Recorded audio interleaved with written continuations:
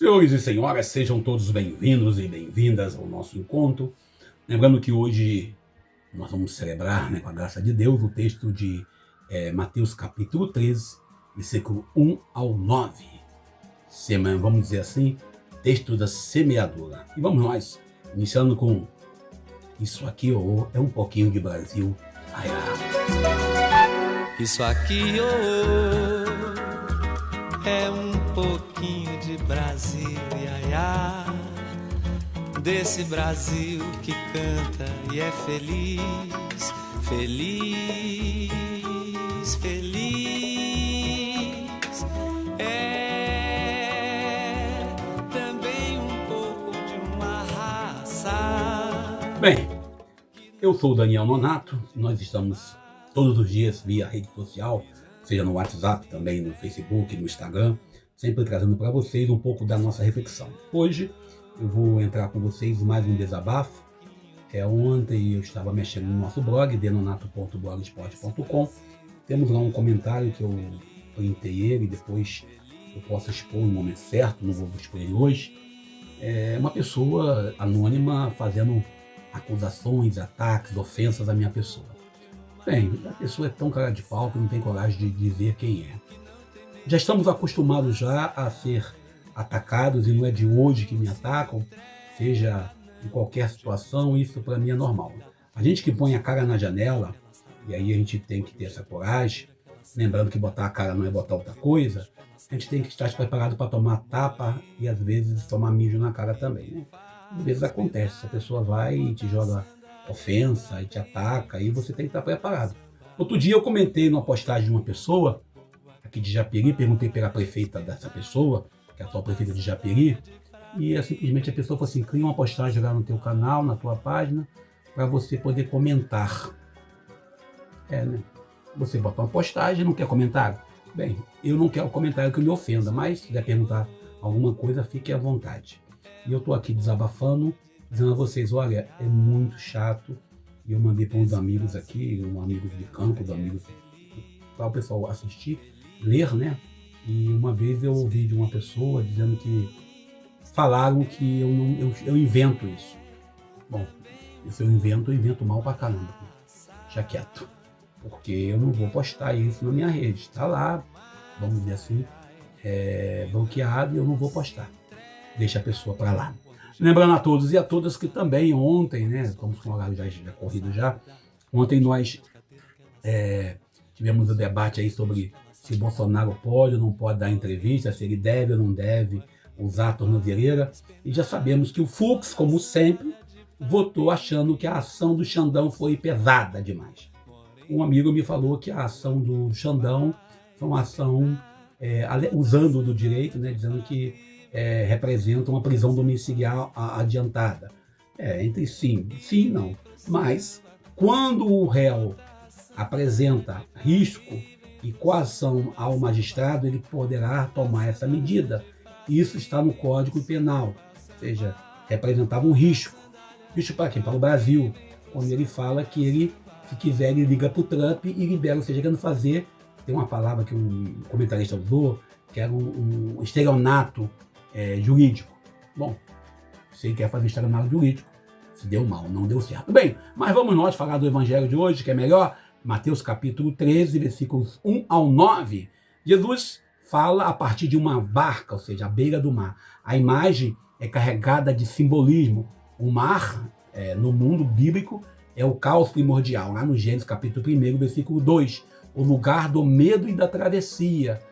A barca, símbolo da comunidade, da igreja, dos discípulos que se sustentam, ou seja, aquele lugar do anúncio, e a multidão, como hoje, escuta à distância, cada um com o seu tipo de demanda interior. Cada um vai buscar Jesus por algum motivo. A pedagogia de Jesus chega a ser desconcertante. Por quê? Ele não impõe, ele propõe uma ideia. Ele não entrega, vamos dizer assim, verdades fechadas, mas ele entrega uma história aberta. Ou seja, ele nasce aí uma reflexão. A parábola do semeador, que está no texto de Mateus 13, de 3 ao 9, que nós estamos lendo, é uma metáfora agrícola, ou seja, é um grito contra toda a lógica excludente. O semeador não escolhe o solo para lançar a semente. A lógica de lançar a semente em todo o seu caminho, entre pedras, entre espinhos, Deus semeia até aonde ninguém acreditaria. A palavra de Deus não é monopólio da Igreja Católica, não é monopólio da Igreja Evangélica, não é monopólio dos bons, nem recompensa daqueles mais fortes. Na verdade, a palavra de Deus, é um dom do escândalo. Como lembra Paulo, eu plantei, Apolo regou, Deus quem dá o crescimento. 1 Coríntios, capítulo 3, versículo 6. E a gente olha durante o caminho, e com todo respeito, né? A gente olha durante o caminho, e que representa para nós o solo, sempre o coração. Pelos interesses de sempre, pela repetição do mal, pela cegueira ideológica, ou seja, onde a palavra é devorada antes de penetrar. E a gente vê claramente, como disse o profeta Isaías, este povo me honra com os lábios, mas seu coração está longe de mim. Isaías capítulo 29, versículo 13. Também você vai ver repetição dessa mesma frase em Mateus capítulo 15, versículo 8.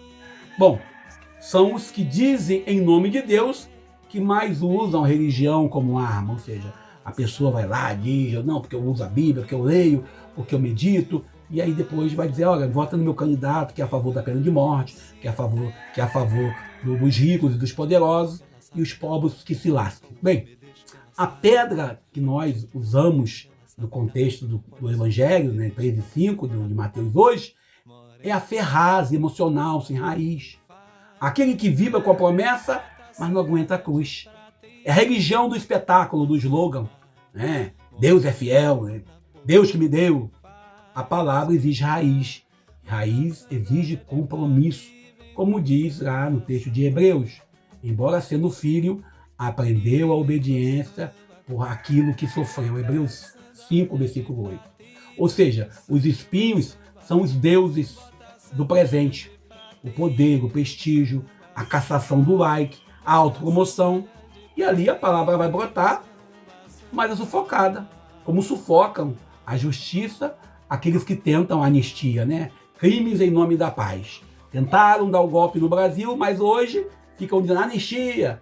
Bom, como sufoca o evangelho, que também transforma a palavra de Deus, o status, o ministério, o padre, o bispo, o pastor, o diácono, o cristão leigo, como status. Ou seja, a boa terra que Jesus coloca aqui, Jesus diz que quem ouve compreende o fruto, Mateus 13, 8 ao 13, mas ela não nasce pronta. Ela precisa ser arada. Jeremias clama, lavrai para vós um campo novo, não semieis entre espinhos. Jeremias capítulo 4, versículo 3. E Oséias completa, né? Semeei a justiça, colheis o amor. Oséias 10, 12. Justiça vem antes da colheita. Sem justiça, toda colheita é ilusão. A tradição da igreja reforça isso, e o Papa Francisco, querido Papa Francisco, cuja memória viva em nossa cabeça ainda, em nosso coração, diz que a igreja não pode ser autorreferencial. Ou seja, Evangelho Gáudio traz isso para a gente lá no número 95. E nós, os batizados, não somos donos da semente. Nós, os batizados, o clericarismo que endurece o coração de muita gente, que diz que nós somos o dono da fé. O discípulo, ele é aquele que planeja, que planta, que joga a missão. E ele não tem necessidade de ser dono da terra.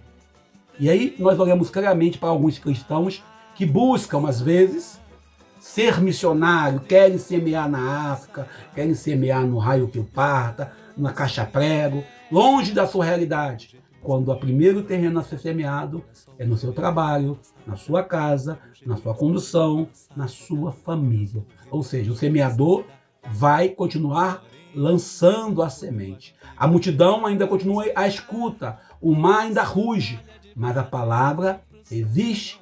E que tipo de solo nós temos sido? E que tipo de semente nós estamos lançando em nossas comunidades? E aí a gente lembra do profeta Isaías, né?